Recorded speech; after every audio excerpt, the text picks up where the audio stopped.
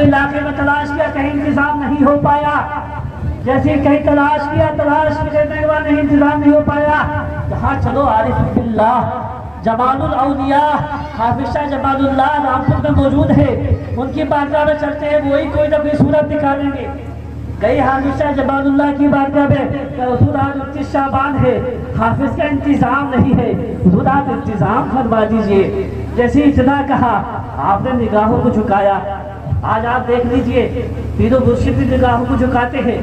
ये तरीका जो पीरो मुर्शिद का है, ये कोई आपका खुद का नहीं है, बल्कि हमारे बुजुर्गों से चला रहा है। तो देखे सही, निगाहों को झुकाया, और ये अल्लाह वालों की शान हुआ करती है कि निगाहें झुका दे तो तैतुस्सरा को देख ले, निगाहें उठा दे तो अर्शे खुदा को। सुभान अल्लाह, ये अल्लाह वालों की शान हुआ करती है। निगाहों को झुकाया, झुकाने के बाद क्या मौलाना जाओ आज चांद नहीं होगा। क्या कहा मौलाना, जाओ आज चांद नहीं होगा। जैसे ही इतना कहा चांद नहीं होगा, मौलाना बोले हुजूर 29 शाबान है, चांद हो भी सकता है। तब मौलाना हम कह रहे हैं कि नहीं, जाओ तो चांद नहीं होगा तो नहीं होगा। गए, देखा 29 शाबान की जब शाम आई तो चांद नहीं हुआ। जब 30 शाबान आई तो अब तो फरमाया, तो हुजूर अब तो चांद हो या ना हो, तरावी तो होनी ही है, अब इंतजाम कैसे होगा। आपने फरमाया मौलाना घर जाओ, जाकर के आराम से सो जाओ, फजर की नमाज पढ़ना, नमाज के बाद मस्जिद के गेट पर आना, जो भी नजर आए उसका हाथ पकड़ करके मेरे पास ले आना। क्या कहा, उसका हाथ पकड़ करके मेरे पास ले आना। जैसे ही इतना कहा, मौलाना ने नमाज फजर अदा की। अदा करने के बाद मस्जिद के गेट पर आए, देखा एक पंडित जी आ रहे थे। कौन आ रहे थे? पंडित जी पैरों में खड़ा हो, पैरों को खटपट करते हुए आ रहे थे, हाथों में घंटी है, टुनटन करते आ रहे थे, खटपट टुनटन करते आ रहे थे। आपने कहा पंडित जी, इतना सा कहा मौलवी साहब क्या बात है? कहा चलो तुमको जमालुल औलिया ने बुलाया है। सुभान अल्लाह, चलो तुमको जमालुल औलिया ने बुलाया है। जैसे इतना कहा मुझको, मैंने नाम तो सुना है हाफिज शाह जमालुल्लाह का, लेकिन कभी मुलाकात नहीं हुई। कहा रुको अभी क्रियाक्रम करके आता हूँ। कहा क्रियाक्रम करने की जरूरत नहीं, अर्जेंट बुलाया है, जल्दी चलिए। पंडित जी गए, जल्दी से गए। हाफिज शाह जमालुल्लाह ने कहा पंडित जी आ गए? कहा जी हुजूर आ गया। कहा पंडित जी बहुत गड़बड़ हो गया। क्या हुजूर क्या हुआ? कहा देखो ना आज तरावी होना है, हाफिज का इंतजाम नहीं है, जाओ आप तरावी पढ़ा दो। पंडित जी तक हुजूर मुझसे तो कलमा पढ़ना भी नहीं आता, मैं तरावी कैसे पढ़ाऊंगा? कहा ये बताओ नहा करके आए हो कि नहीं? कहा हाँ नहा करके आया हूँ। कहा पाक पवित्र हो कि नहीं? कहा पाक भी हूँ पवित्र भी हूँ। कहा करीब आ जाओ। करीब बुला लिया गया। करीब आने के बाद कहा बाहों में बाहें डाल लो। बाहों में बाहें डाल ली गई। कहा नजरों से नजरें मिला लो। नजरों से नजरें मिला ली। कहा सीने से सीना मिला दो। सीने से सीना भी मिला दिया गया। उसके बाद देखे आपने फरमाया पंडित जी मेरी जबान को चूस लो। जैसे इतना कहा आपकी जबान मुबारक को चूसा। थोड़ी देर के बाद कहा पंडित जी कहाँ तक पहुँच गए? कहा 10 पाने याद हो गए। कहा 10 पाने याद हो गए। थोड़ी देर के बाद कहा बताओ अब कहाँ तक पहुँचे? कहा 20 पाने याद हो गए। थोड़ी देर के बाद कहाँ तक पहुँचे? कहा 30 पाने याद हो गए। ये शान है हाफिज शाह जमालुल्लाह की, निगाह डालती है तो पंडित को हाफिज कुरान बना दिया है। मुसलमानों अल्लाह ने ऐसे ऐसे बुजुर्ग हम अता किए हैं, ऐसे ऐसे सिलसिले में ऐसे ऐसे अजीम बुजुर्ग हैं, और ये अल्लाह वाले ऐसे अल्लाह वाले हैं। मुसलमानों जरा सोचो तो सही, जिनको किसी का खौफ नहीं, कोई डर नहीं, अल्लाह वाले किसी से डर नहीं किया, डरते नहीं है। और जरा देखो और रसूल पाक के दीन को जो आम किया है, ये बुजुर्गों ने आम किया है। कैसे आम किया जरा बता दूं? बोलो बता दूं इंशाअल्लाह। और हम चलो कहाँ?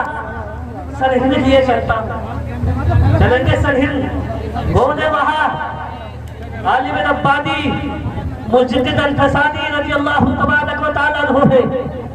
आपने कैसे दीन को जिंदा किया जरा तवज्जो करें, मुख्तसर अंदाज में बता रहा हूँ। जहांगीर का जब दिन आया, अकबर का दिन आया, अकबर ने दीन इलाही जिसको वो कहता था उसमें दीन शैतानी था, वो अपने आप को खुदा कहलाता था, सजदा भी शामिल कर लिया था। लेकिन मुजद्दिद अल-फसानी ने उसके दीन को ठुकराया, रसूल पाक के दीन पर अमल किया और अल्लाह ने मदद की। क्यों? क्योंकि आप नबी के दीन के लिए खड़ा हुए थे, इसलिए अल्लाह ने भी मदद की। एक तरफ मुजद्दिद अल-फसादी का स्टेज, एक तरफ अकबर का स्टेज, अल्लाह ने जोरदार हवा चलाई, अकबर का स्टेज उखड़ गया, अकबर जख्मी होकर के मर गया। उसके बाद जहांगीर आया, उसका बेटा जहांगीर आया, उसने भी अपने बाप के दीन को जिंदा किया। मुजद्दिद अल-फसादी को दरबार में बुलाया, आपने सजदा नहीं किया। उसने कहा आपने सजदा क्यों नहीं किया? आपने फरमाया मैं अल्लाह के अलावा किसी को सजदा नहीं करता। तो आपने सलाम क्यों नहीं किया? आपने फरमाया अगर तू सलाम के मुस्तहिक होता तो तुझे सलाम करता। आपको जेल भेज दिया गया, की जेल थी, जेल में पहुंचे बड़े मोहम्मद की शान कुछ और, जैसे जेल में पहुंचे। अच्छा जेल जाना कोई बुरी बात नहीं है, बल्कि बुजुर्गों की सुन्नत है, बल्कि बास नबियों की सुन्नत है। लेकिन जाना है तो किसी को सता करके नहीं जाना, किसी का दिल दुखा करके नहीं, बल्कि जाना है तो इस्लाम की खातिर जाओ, दीन की खातिर जाओ, ये बुजुर्गों की सुन्नत बन जाएगी। जेल में पहुंचे, जैसे जेल में पहुंचे हैं, जितने भी मुसलमान चोर थे आपको देख करके सब तौबा करने लगे। क्यों? क्योंकि आपने नमाज की पाबंदी शुरू की, आपने कुरान की तिलावत शुरू की, आपने अल्लाह उसके रसूल का जिक्र करना शुरू कर दिया। जितने भी मुसलमान चोर थे सबके सब तौबा करने लगे, कहने लगे जब से ये टोपी वाला साथ तौबा करने लगे। जितने भी नए मुस्लिम थे सबके सब कलमा पढ़ने के इस्लाम में दाखिल हो गए। जेलर एक तरफ सर पकड़ने बैठ गया, कहने लगा किसे मारे किसे गाली दे, सब तो अल्लाह वाले हो गए। किसे मारे किसे गाली दे, सब तो अल्लाह वाले हो गए। जेलर को लिखा के कहा तुमने उसी जेल बनवाइए, इसमें क्या हुआ? सुनो, जब से ये टोपी वाला आया है, ये अमामे वाला आया है, ये कुर्ते वाला आया है, ये तहमीद वाला आया है, इसने पूरी जेल का नक्शा बना दिया, पूरी जेल की मस्जिद बना दिया। जब जहांगीर को इस बात का इल्म हुआ, जहांगीर ने जब ये ऐलान किया कि हमने मुजद्दिद अल-फसादी को बेइज्जत रिहा कर दिया, मुजद्दिद अल-फसादी ने फरमाया सुनो, मैं जो आया था अपने दीन के लिए नहीं आया था, बल्कि रसूल पाक के दीन के लिए आया था। जब तक ये ऐलान नहीं करेगा मैंने अपने बाप के दीन को खत्म कर दिया, रसूल पाक के दीन को जारी कर दिया, उस वक्त तक मैं बाहर नहीं आऊंगा। तो जहांगीर ने जब ये ऐलान किया, मुजद्दिद अल-फसादी को इसका इल्म हुआ, आप जेल से बाहर आ गए। वो जहांगीर जो आपका दुश्मन था उसने कलमा पढ़ा, इस्लाम में दाखिल हो गया, हमेशा के लिए आपका मुदीर खास बन गया। ये शान है अल्लाह वालों की, आपने नबी के दीन को जिंदा किया है। मुसलमानों आओ जरा देखो तो सही, बात चल रही थी हाफिज जमालुल्लाह की, उसके बाद आप देखे और आओ जरा देखो रामपुर आपको लेकर के गया था, सरहिंद के आप होकर के आ गए। अब जरा चलो कहाँ चले? बरेली चलते हैं। बरेली इसकी बारगाह में जिनके नाम से ये जश्न हो रहा है, हुजूर दादा मियां की बारगाह में चलते हैं। आपको मालूम है हुजूर दादा मियां की तकबे का मामला क्या था? आपकी शान कितनी बुलंदों वाला थी। रस सुने हमारे भोजपुर के, जहाँ से मैं भी आया हूँ, भोजपुर के आपके एक मुखलिस एक मुरीद थे जिनका नाम था हाफिज मोहम्मद उमर। वो फरमाते कि एक दफा मैंने बहुत ही मन्नत समाजत करके आपको भोजपुर लेकर के आया। फरमाते बाबा के लिए मैंने एक सफेद बुर्ज को जिबा करना चाहा, आपसे इजाजत दी। आपने फरमाया हाफिज साहब सुनो, इस पर धब्बा लगा लेना, इस पर निशान लगा लेना। हाफिज मोहम्मद उमर साहब भोजपुरी कहते हैं। तो फरमाते कि मेरे अंदर हिम्मत नहीं हुई कि मैं आपसे पूछूं आखिर इसकी वजह क्या है, इसका रीजन क्या है, इसका सबब क्या है। फरमाते हैं ऐसे जैसा पीरो मुर्शिदा फरमाया था बिल्कुल वैसे ही किया गया। उसके बाद फरमाते हैं आप चले गए तो कुछ दिनों के बाद खुद हाफिज़ मिल्लत हज़रत मौलाना शाह अब्दुल अज़ीज़ साहब भोजपुरी वो तशरीफ लेकर के आए। उनके बानी जामिया अशरफियत वालापुर है, वो तशरीफ लेकर के आए। आपने पूछा मुझे बताइए हमारे पीर मुर्शिदा फरमाया सफेद बुर्ज पर निशान लगा लेना, आप ये बताइए कि सफेद बुर्ज सिवा करना ये हलाल है कि हराम है, ये जायज है कि ना जायज है। जैसी हाफिज मिल्लत ने इतना सुना, सुनने के बाद क्या सुनो ये हमारे तुम्हारे लिए तो जायज है, लेकिन सुनो तुम्हारे पीर चूंकि साहिब तकवा है, शरीयत और तरीक़त पर पूरी तरीके से काबिल है, इसलिए उन्होंने अदबन मना फरमाया, कोई नाजायज नहीं है, लेकिन ये आपका तकवा था। उसके बाद चंद दिनों के बाद जब आपने शराफत मियां से यही सवाल किया तो आपने भी वही जवाब दिया जो आपने मिल्लत ने दिया था। मुसलमानों, ये था पीरो मुर्शिद का तकवा, ये था दादा मियां का तकवा। आओ जरा देखो, यही हुजूर शराफत मियां रहमतुल्लाह तआला अलैह है। आपकी अता का मामला क्या था, आपकी सखावत का मामला ये था। मुसलमानों, जो भी आता था आप उसको अता फरमा देते थे। जो आता था आपने कभी उसको निराश नहीं किया, कभी खाली नहीं गया है। मुसलमानों, जरा सोचो तो सही, आज पीरो मुर्शिद की अभी थोड़ी देर में जलवा करी होने वाली है, पीरो मुर्शिद तशरीफ ले लाने वाले हैं। जरा देखो तो सही, आज पीरो मुर्शिद का मामला क्या है। जरा देखो, पीरो मुर्शिद आपको पता है ये पोते हैं शराफत मियां के, पोते हैं किसके, शराफत मियां के, और बेटे हैं किसके, शुजाअत मियां के। आप पीरो मुर्शिद के चेहरे को देखना, शराफत भी टपक रही है, शुजाअत भी टपक रही है। तो पीरो मुर्शिद जब बैठते हैं खालिद अधा नहीं बैठते, बल्कि शादी मोहम्मद शेर मियां का फैजान भी हुआ करता है। मुझे भी शादी का फैजान लेकर के बैठते हैं, हामिद शाह जमालुल्लाह का फैजान लेकर के बैठते हैं, हुजूर शराफत मियां का फैजान लेकर के बैठते हैं। ये शान हमारे पीरो मुर्शिद की। तो मैं ये कह रहा था, हुजूर दादा मियां, एक खादिम आपकी बारगाह में आया, हुजूर कुछ सामान लेकर के आना, आपने कहा लो, दे दिया। उसके बाद हुजूर मसाला लाना, जैसे लगा लो, फिर कहा हुजूर चावल लाना, कहा लो, हुजूर बाजार से सामान लाना, कहा लो। एक दफा तो ऐसा हुआ कि आपने फिर पूरी दोनों जेबों को खाली कर दिया, कहा लो। ये अल्लाह वालों की शान हुआ करती है। मुसलमानों के जो खिदमत खल्क रहा करते हैं, अजीजान मिल्लत इस्लाम में जरा तवज्जो करें मुसलमानों। ये अल्लाह, आज भी आप देख ले, ये बरेली शरीफ पे पीरो मुर्शिद का जो लंगर चल रहा है, जो लंगर है सदियों से जारी, जो मुखालिफों पर है भारी, ये लंगर है जारी, जो मुखालिफों पर है भारी,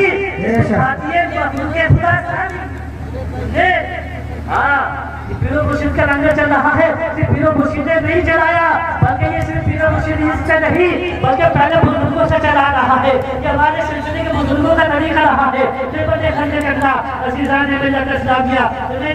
जिक्र रहा था कि आपने दोनों जेबों को खाली कर दिया। उसके बाद जरा देखे हुजूर बशीर मियां की शान देखे, जब खबर करने वाले ने, मुखबरी करने वाले ने खबर कर दी कि लंगर खाने में तो चावलों की बोरियां लगी हुई है। कहा इतना जैसी कहा तो हुकूमत के जो काबिले थे आगे का उधर हमने सुना है बहस का वक्त है, आपके यहाँ चावलों की बोरियां लगी हुई है। जैसे इतना कहा, उसने जैसे चेक किया, बोरी को खोल करके देखा तो बोरी में चावल नहीं थे, बल्कि भूसी बनी हुई थी। ये अल्लाह वालों की शान हुआ करती है कि जो अल्लाह का वली चावलों को भूसी बना देता है, बना सकता है, वो अपने दुश्मनों को भूसा भी बना सकता है। बना सकता कि नहीं बना सकता। और जरा देखो, हुजूर शराफत मियां रहमतुल्लाह तआला अलैह की शान मुलाहिजा करें मुसलमानों। मैं ये अर्ज कर रहा था, आपने दोनों हाथों से दे दिया। हुजूर मुफ्ती आजम हिंद के दामाद है जिनका नाम है मौलाना साजिद अली खान, वो आए दादा मियां की बारगाह में। आने के बाद आप छत पर बैठे हुए थे, कहा मौलाना ऊपर आ जाइए। आपको ऊपर बुला लिया गया। आपने आपके सामने जब जेबों को खाली कर दिया, मौलाना साजिद अली खान देख रहे थे। फिर देखा कुछ देर के बाद एक खादिम और आ गया, कहने लगा हुजूर बाजार से सामान लाना है, कुछ पैसों की जरूरत है। आपने जेब में हाथ डाली, कहा लो, क्या फरमाया, लो। जब जेब मौलाना को बड़ी खैरत हुई और जेबें खाली हो गई, देखा हुजूर एक जेब ऐसी हमारी भी लगवा दीजिए।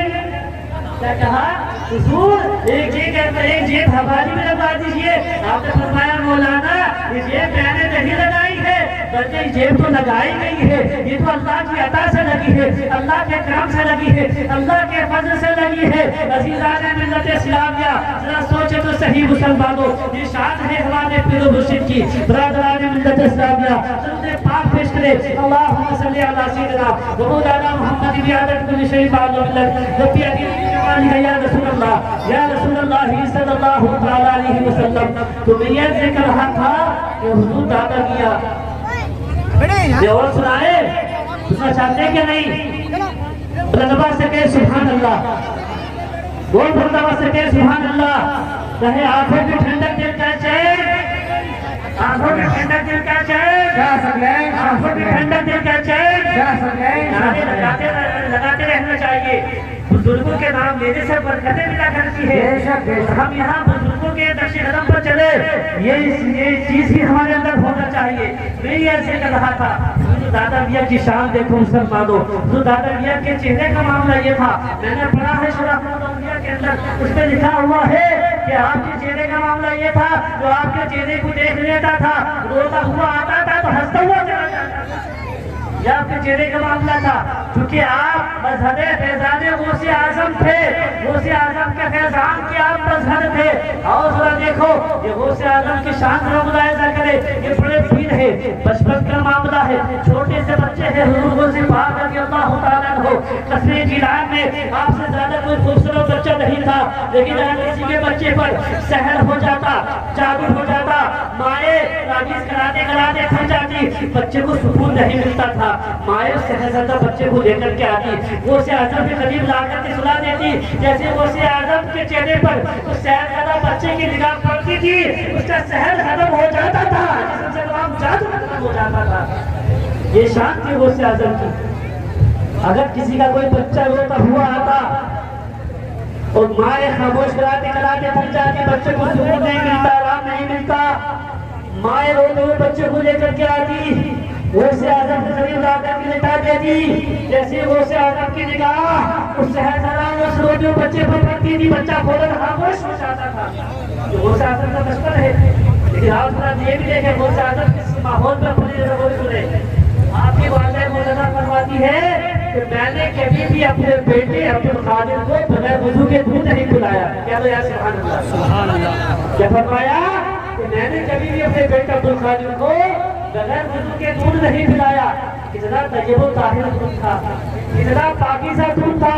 ये गौसे आज़म की माँ है जो अपने बच्चे को दूध पिला रही है, पुराने पाक की तिलावत करके पिला रही है, वुजू करके पिला रही है।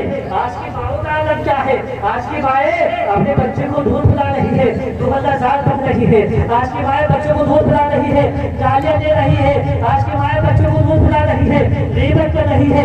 आज की माएँ बच्चों को दूध पिला रही है, सिनेमा घरों पर नजर आ रही है। अब वही बच्चा जवान होने के बाद, बड़ा होने के बाद माँ को गालियाँ करता है, बाप को ठोकरे मारता है, माँ बाप परेशान होते हैं, मेरा नाम बिगड़ गया, मेरा बेटा बिगड़ गया। मैं कहता साहब की शहजादियों, फातिमा की बातियों, तुमने अपने बच्चे को दूध पिला दो, खुदा की कसम तुम्हारा बच्चा वो तुम्हें गालियाँ देगा, तुम्हारे कदम चूमने की बात समझेगा। शर्त ये कि बच्चों की परवरिश शरीर के मुताबिक करो। आज माँ बाप कहते हैं ये कैसे हो सकता है? मैं कहता हूँ तुम्हारा बच्चा गौसे आज़म न बने न बने, खुदा की कसम अपने बच्चों की परवरिश शरीयत के मुताबिक करो, फिर मुस्लिम के नक्शे कदम पे चलाओ। खुदा की कसम तुम्हारा बच्चा गौसे आज़म न बने न बने, लेकिन गुलाम गौसे आज़म जरूर बन जाएगा। हुजूर शिराजी भी शादी देगा, गुलाम जरूर बन जाएगा। हुजूर दादा किया गुलाम जरूर बन जाएगा। शर्त ये कि बच्चों की परवरिश तरीके से करो। आज हम सिर्फ नारे लगाते हैं, लेकिन ये भी याद रखे सिर्फ नारेबाजी से कुछ नहीं होता, बल्कि हम पीरो मुर्शिद से मोहब्बत करते हैं तो हम उनके तरीके को भी अपनाना होगा, इनके तरीके पर भी अमल करना होगा। लेकिन आओ जरा देखो मुसलमानों, आज हम है, हमने बुजुर्गों के तरीके को छोड़ दिया है, आज हमने अपने इस्लाम के तरीके को भुला दिया है। अज़ीज़ान मिल्लत इस्लामिया दुनिया से कर रहा था, फरीदान मिल्लत इस्लामिया हमारे पीर मुर्शिद की शान ये थी, हुजूर दादा मियां की शान ये थी कि जो आपके चेहरे को देख लेता था, रोता हुआ आता था, हंसता हुआ जाता था। चाहे कभी परेशान हुआ है, लेकिन दादा मियां के चेहरे को देख लिया, उसकी तमाम परेशानी दूर हो जाएगी। ये शान तो करे आपने कभी भी किसी का दिल नहीं दुखाया, दादा मियां ने कभी भी किसी का दिल नहीं दुखाया। और अपने तो अपने गैर भी आ गए, तो गलती हो गई तो आपको माफ करवा दिया। ये तरीका आपने कहाँ से लिया था? ये तरीका आपने लिया था कहाँ से? मेरे मुस्तफा की जिंदगी से, आका कायनात की जिंदगी से। आका कायनात ने फरमाया, जरा तवज्जो मेरे मुसलमानों, मैं आपको बताऊं, अल्लाह रब्बुल इज्जत ने इरशाद फरमाया, लक़द कान लकुम फी रसूलिल्लाहि उस्वतुन हसना, ताकि तुम्हारे लिए नबी की जिंदगी बेहतरीन नमूना है। आज ये बुजुर्गान ईद है, इनके दामन से वाबस्ता हो जाओ, इनके नक्शे कदम पर चलोगे, मुसलमानों बेहतरीन नमूना बन जाओगे। और जरा देखो कैसे नमूने हैं, कैसे नमूने हैं कि अल्लाह वाले कैसे नमूना बन करके चमके हैं रसूल पाक का। जरा देखे मेरे आका ने इरशाद फरमाया, शब-ए मेराज है, अल्लाह के रसूल ने हज़रत आयशा सिद्दीक़ा रज़ियल्लाहु तआला अन्हा ने कहा, ए आयशा सलमा शीता, या आयशा जो चाहो मांग लो। क्या फरमाया आयशा, जो चाहो मांग लो। हज़रत आयशा ने कहा, हुजूर मांगना तो है लेकिन इजाजत दीजिए, तो अब्बा जान की बारगाह में जाती हूँ, उनसे पूछ कर क्या कहा, अब्बा जान की बारगाह में जाती हूँ। जबकि हज़रत आयशा इतनी बड़ी मुहक्किका, इतनी बड़ी मुफ्तिया, आप आजकल की औरतों की तरह नहीं थी, बाप बहुत बड़ी मुहक्किका, बहुत बड़ी मुफ्तिया, ऐसी मुफ्तिया कि हम जैसे करोड़ों मुफ्ती आपके खजूर की धूल के बराबर भी नहीं हो सकते। मैं हुजूर इजाजत दीजिए, अब्बा जान से पूछ के आऊँ। कहा ठीक है जाओ। गई, अबू बकर सिद्दीक की बारगाह में आ गई। आने के बाद कहा, अब्बा जान, आका कायनात ने फरमाया, आयशा जो चाहो मांग लो। फरमाया कि जो चाहो मांग लो। मैंने कहा अब्बा जान से पूछ करके आती हूँ। हज़रत अबू बकर सिद्दीक ने इतना सुना, कहा बेटी आयशा, मैं जवाब तो बता देता हूँ, लेकिन सुनो सवाल तो मैं बता देता हूँ, जो जवाब आका दे आकर के मुझसे भी बताना। क्या कहा, मुझसे भी आकर के बताना। कहा ठीक है। कहा जाकर के कहना, या रसूल अल्लाह, अल्लाह और आपका ज्ञान जो शब-ए मेराज में राज की बातें हुई थी, उनमें से एक राज की बात इरशाद फरमाने। राज की बात तो बताई थोड़ी जाती है, एक राज की बात बता देगा। ठीक है। कहीं जाने के बाद कहा, या रसूल अल्लाह, अल्लाह और आपके दरमियान जो राज की बातें हुई थी, उनमें से एक राज की बात आप बता दे। जैसे इतना कहा, आका कायनात मुस्कुराए, फरमाया मुझे पता था मेरा सिद्दीक ऐसे ही सवाल करेगा। तो फरमाया मुझे पता था मेरा सिद्दीक ऐसे ही सवाल करेगा। जैसे इतना कहा,